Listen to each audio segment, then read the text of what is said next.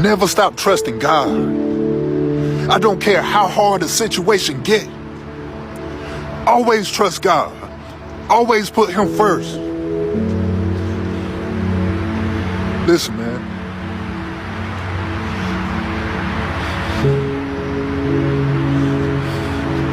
They may laugh at you.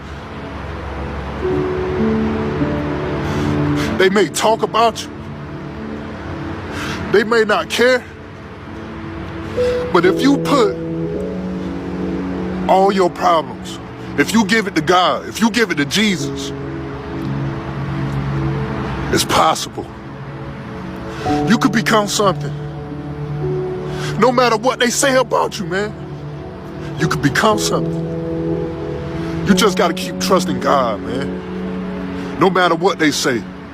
In Jesus' name, amen.